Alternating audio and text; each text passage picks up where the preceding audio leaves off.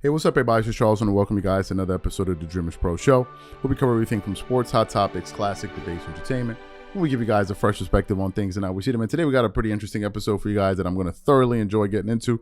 But before we get into it, please make sure you like the video and subscribe to the channel. Now, it was about a day or two ago, we produced the show on Gilbert Arenas. What was Gilbert Arenas talking about? He went up there on this show, and he was up there taking shots at players from the past. He was up there making some of the most ridiculous arguments for why he believes LeBron James is better than Michael Jordan, basically saying nothing, right? And eventually what I knew was going to happen was bigger sports media platforms were going to pick up on some of the nonsense he was saying because, of course, he's a former NBA player. So I'm sure his name is going to make it into the media somehow, which might have been his goal anyway.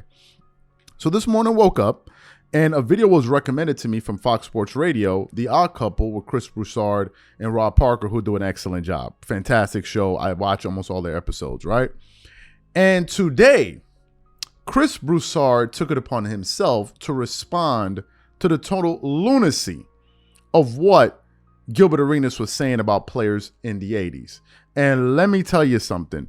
This particular one here really struck a nerve with Chris Broussard. So what I want you guys to do is sit back, get your popcorn, and listen to Chris Broussard totally dismantle Gilbert Arenas and anyone who feels like he was saying something. Take a listen to what he had to say here. All right, so first of all, you don't know what you're talking about in that regard, Gilbert. Secondly, he said the 80s players could not play with the guys in the 90s, the 2000s, and today. Here's the proof that Gilbert Arenas is off his rocker. All right, Michael Jordan, Rob, dominated the 90s, but didn't win a championship in the 80s. Michael Jordan entered the league in 1984, never won a championship in the 80s, dominated the 90s, but he couldn't play. The 80s players that beat him couldn't play in the 90s? What? That doesn't even make any sense. Secondly, I mean, just my second example, I could go on and on. Go on and on. Shaq dominated the late 90s and early 2000s, Rob. That 3-year stretch where the Lakers won 3 in a row, Shaq was as dominant as it gets, right? Yep. In 1995, Shaq got abused by Hakeem Olajuwon in the finals. Shaq will tell you that. When Houston swept Orlando, Olajuwon dominated Shaq. Right. Now, Olajuwon, like Jordan, entered the league in 1984. Did he dominate the 80s? Never won a championship in the 80s. Nope. But he won 2 in the 90s. Yeah, had Ralph Sampson as a teammate, never won the championship. Got beat in the finals by Larry Bird and Robert Parrish and Kevin McHale. Yep. And it wasn't 3-on-1 because he had Ralph Sampson. So my point is, that is proof that the teams and the players in the 80s could play with the teams and the players in the 90s and the early 2000s. I would disagree, but if he had said, Rob, those old players couldn't play, like, say, from 2015 or actually about 2017 on, because now the three-pointer has become more prominent, I would disagree, but that's a better argument. Right. Because I just gave you proof that dudes that dominated the 2000s got dominated in the 90s or in the 80s. So what are you talking about? Now, he wants to point out Bill Laimbeer, and I'm sure part of his thinking is the athleticism, Rob. Right. No, that's why he picked out Bill. That's why he picked out Bill Laimbeer. Like, oh, look at him. He couldn't play today. He's a stiff. You know, that's what he is. First of all, athleticism, while important and good, obviously, is not the end-all, be-all for basketball. Is Luka what we would call athletic? You know, by today's standard, we tend to think jumping out of the gym and quick as a cat. Luka's none of that, but he owns the NBA. Is Jokic? Thank you.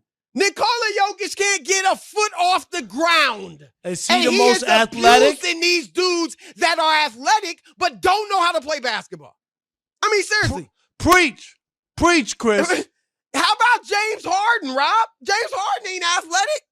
You know, by what we considered athletic. He dominated the NBA. And let's talk about some. Rob, I had to write some notes because this dude is off his rocker. And he can come on the show anytime, Gilbert. Yes, please. Robert Williams III, Rob. That dude is 6'9", can't shoot a lick, and he is wreaking havoc on today's NBA. Since he's been back for the Celtics, they have the best defensive in the league by 4 points. Like 4 defensive rating points, they are better when he's on the floor than the best team in the league defensively. Wow. This is a 6'9" guy who can't shoot, ain't skilled. If he played in the 90s, arenas would be saying, oh, he couldn't play today. What? He's playing. Not only is he playing, he's affecting the game, Chris. Yes. You just said it. He's affecting the game.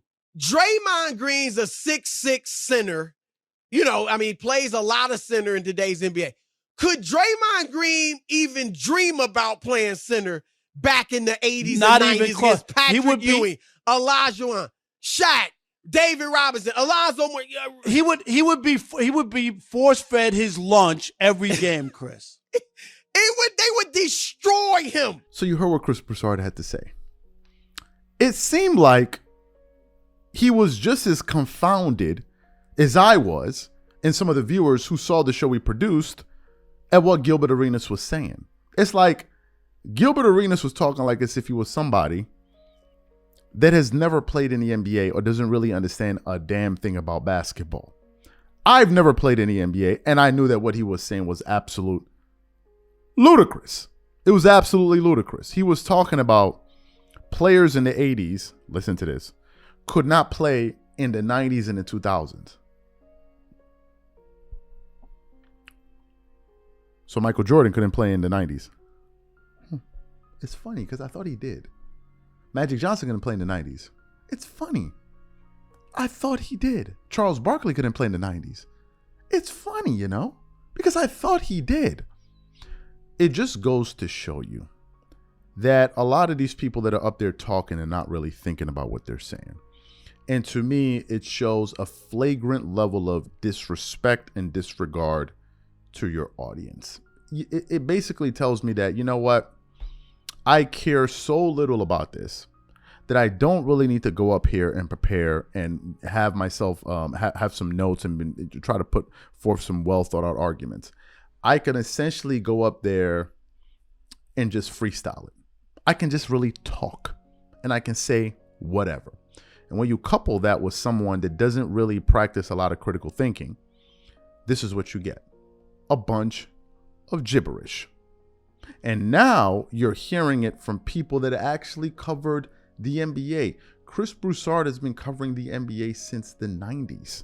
Rob Park, I believe, has been covering it since the 80s. So this is just not somebody that's just talking about it like someone who just decided to pick up a mic and talk about basketball. No, these are people that have actually covered the game for decades now, and they're calling out the nonsense. Fans that have been watching the NBA for over 20, 30 years are also calling out the nonsense. And finally, yo, bro, Cuzzo, you embarrassing us, cuz. You really, really, really embarrassing us. You going up there talking like, you know, without being prepared, just kind of talking off your dome. You're looking sloppy. You're making a lot of us look bad out here, man. A lot of us actually care about the way we present ourselves and how we come across to people. You making a lot of us look bad. Please try to do a better job. You making us look really, really bad and flat out stupid at times. It's a very bad look, man. A very bad look from a presentational standpoint. These are my thoughts and opinions. Whatever you guys think, leave your thoughts in the comment section and we catch you on the next show. Peace.